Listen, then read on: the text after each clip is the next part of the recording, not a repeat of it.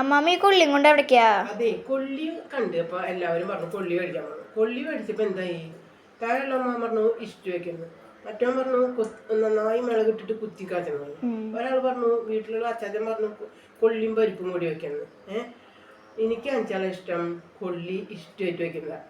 അപ്പൊ ഈ 3 കൊള്ളിന്റെ ഈ 3 കൊള്ളി കൊണ്ട് 5 തരം പറഞ്ഞു കഴിഞ്ഞാൽ എന്ത് ചെയ്യും ഞാൻ? അപ്പൊ എന്റെ മോളിതേ അപ്പുറത്തെ വീട്ടിലത്തെ ശാന്തേച്ചി കൊണ്ടുകൊടുത്തു. എന്താ വെച്ചാലേ അവരെ ഇഷ്ടത്തിന് എന്തുടേയും വെച്ച് കഴിച്ചോട്ടെ. ഇവിടെ 3 കൊള്ളിയുണ്ട്, അതിന് എല്ലാ തരം വെക്കുന്ന പറഞ്ഞു കഴിഞ്ഞാൽ എങ്ങനെ വെക്കുക പൊന്നോ? നമ്മൾ ആ നേരം ഇന്ന് എന്ത് ചെയ്യാന്നറിയാ, വെറും ചമ്മന്തി പൊടിച്ചിട്ട് ചോറിനോട്ടെ. അതല്ലേ നല്ലത്. ഇഷ്ടു വേണം, പരിപ്പും കൊള്ളിയും വേണം, പിന്നെന്താണ് വെള്ളിഷ്ടു വേണം, മിളകിട്ടിട്ട് കുത്തിക്കാച്ചി മിളകിട്ടിട്ട് നന്നായി ഉപ്പേരി ഉണ്ടാക്കണം. ഈ 3 കൊള്ളി കൊണ്ട് 6 തരം പറഞ്ഞു ഞാൻ എന്ത് ചെയ്യും? അപ്പുറത്തെ വീട്ടിൽ കൊടുക്കണം. അവര് കൊണ്ടുപോയിട്ട് നല്ലോണം അവിടെ സന്തോഷമായിട്ട് നിന്ന് കഴിച്ചോട്ടെ, ഏതെങ്കിലും ഒരു തരം വെച്ചിട്ട്.